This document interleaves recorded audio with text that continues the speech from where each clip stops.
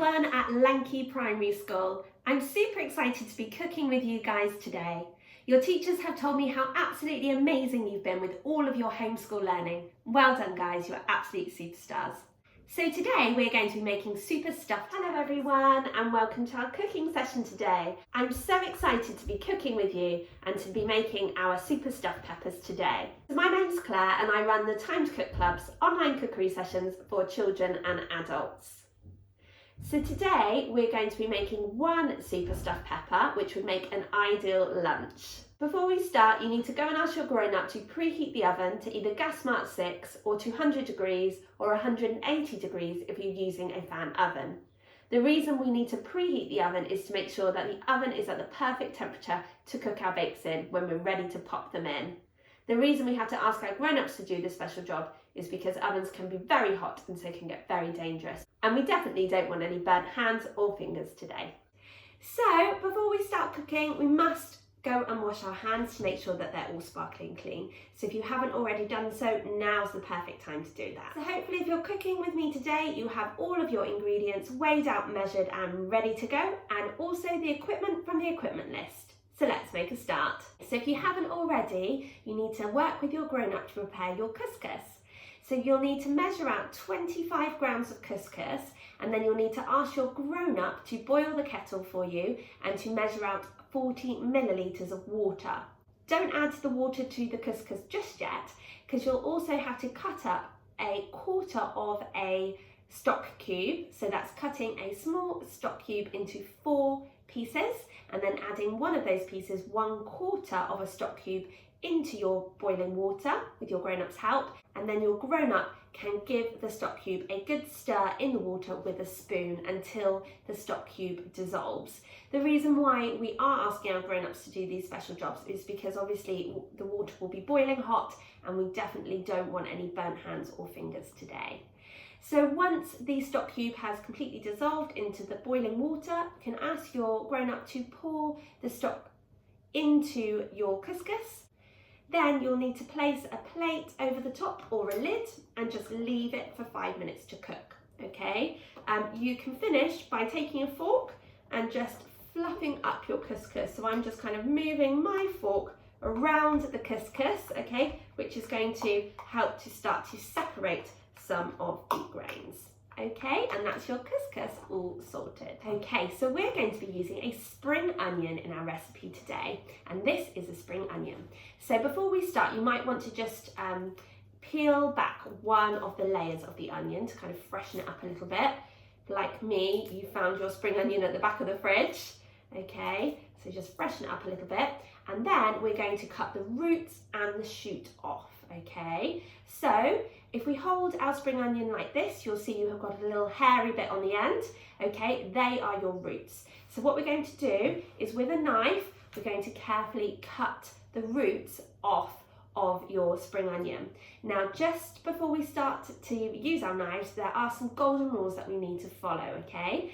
So whenever we're chopping any vegetables or any ingredients, we always do so on a chopping board. We're always looking at what we're doing the whole time, and we're always keeping our fingers well away from that knife blade, okay? So we're just going to chop off the hairy bits, which are the roots, and then this bit up here is the shoot, okay? So when it's growing in the ground, it will grow, obviously the roots will be in the soil and the shoots will be coming out. Okay, so if you take a look at your spring onion, you'll see that it's white right at the bottom and then it starts to get greener. So just where it starts to get greener, you want to cut that bit off, okay? You can use the shoots in things like soups to add a really lovely flavour, but today we're just going to be using the white part of the bottom of the spring onion. Great work, guys, well done. Now, what you're going to do is you're going to pour that couscous that you prepared earlier into your mixing bowl.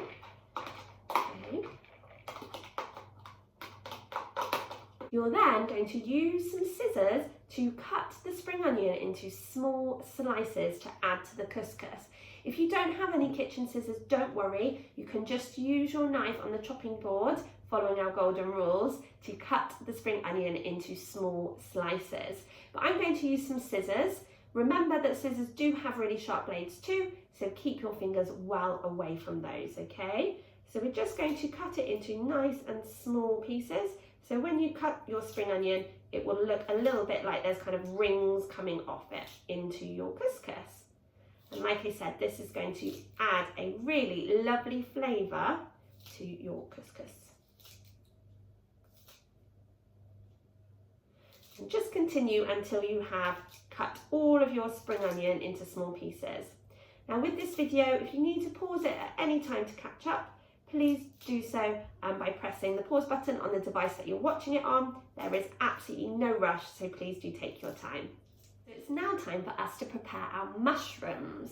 So we're using 2 small mushrooms today.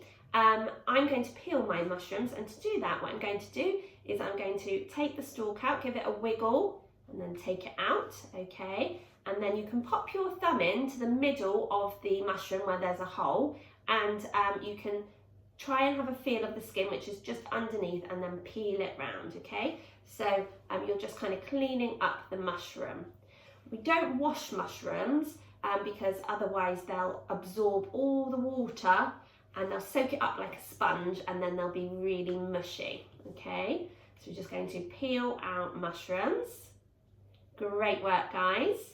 And then we're going to chop them. So when we're chopping our mushrooms, what we can do is we can make like a little rainbow bridge over the top of our mushrooms, okay, and then cut them down the middle, okay, like so, and then we're going to cut them into small pieces. But like I said, please do be really, really careful and just take your time, okay? There is no rush. And we're just going to do the same to both mushrooms.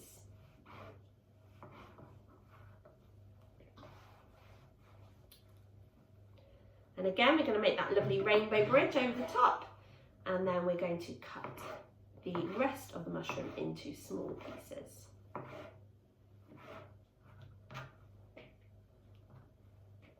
Now, mushrooms are really, really good for giving you vitamin D, which is the same vitamin that the sun gives us as well. So it's not been very sunny recently, so we all should definitely be eating lots of mushrooms. We're also going to be using 3 cherry tomatoes. Now these tomatoes can be a bit cheeky and can be rolling around our board. So can you see at the top of your tomato there's a little indent, like a little green bit where your tomato was originally on the stalk when it was growing. So what we're going to do is we're going to place our tomatoes on our chopping boards so the little bit, the green circle, is at the bottom, and that will help to keep your tomato on the board. We're doing that rainbow bridge again, okay, before chopping each half into small pieces, okay, and adding it to our mixing bowl. We're also going to add the raisins, and we're going to stir our mixture really well with a spoon.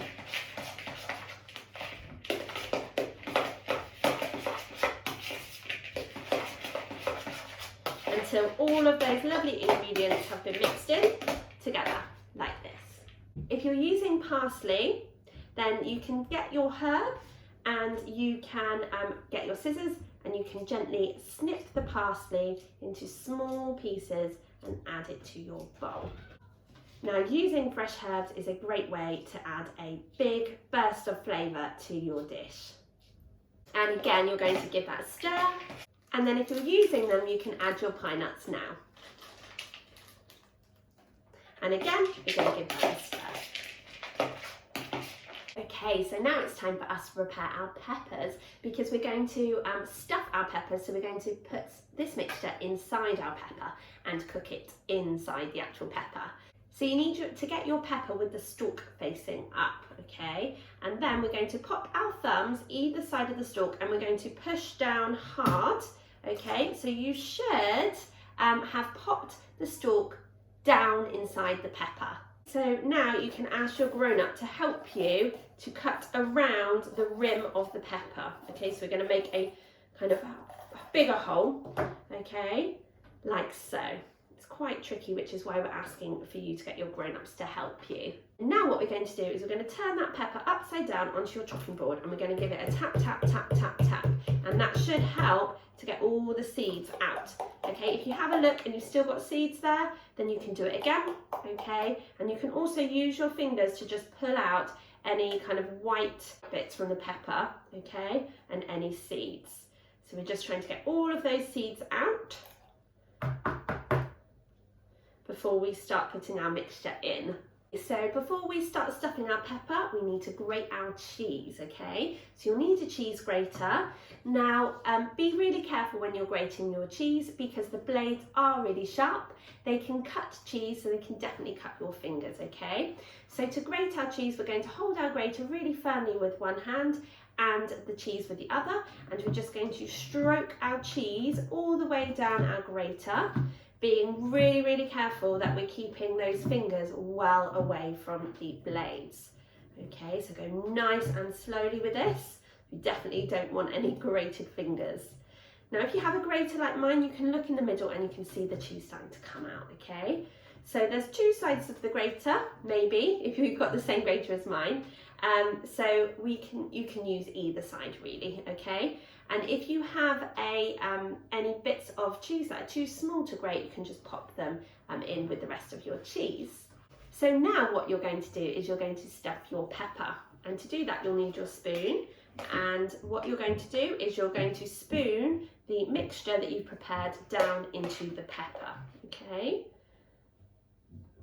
And you can use the back of your spoon to gently pat it down, okay, so that you know that you're filling up the whole pepper, okay? You do need to leave a little bit of room at the top because that's where you're going to pop your cheese, okay?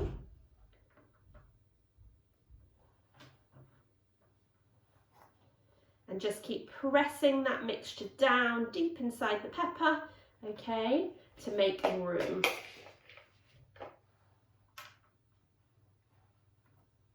Okay, great work. So once you've stuffed your pepper, you can then get your cheese and you're going to pop your cheese into the top part of the pepper. Again, using your fingers to press down, okay? You might not need to use all of your cheese, just see how much you can fit in. So you need to wrap your pepper in tin foil, like so, okay? So that it's completely covered. Keep it standing the right way up, otherwise all the cheese will fall out. And then you're going to pop it onto a baking tray. Now what you need to do is you need to go and ask your grown-up to pop your pepper into the oven to cook for 20 minutes. After 20 minutes, grown-ups, what you're going to do is you're just going to peel back the top of the tin foil so you can see the cheese, and you're going to cook it for a further 7 to 10 minutes until the cheese is lovely and golden brown on top and bubbling. Okay, but this is definitely a job for grown-ups because ovens can get very hot and so can be very dangerous. Okay, so join me back here once your stuffed pepper has been cooked and we can look at them together. Welcome back. So here we have our super stuffed pepper, and you can just garnish it with a little bit of fresh parsley on top if you'd like. Well done, guys. I'm sure your stuffed peppers look absolutely incredible. I really hope that you enjoyed joining in with me, but more importantly, I hope that you enjoy eating it and sharing it with your family. So if you've enjoyed your cooking session today, you can find out more information about Time to Cook on our website, www.timetocook.uk. Have a super lovely rest of your week and keep being absolute superstars. Thanks so much. Bye.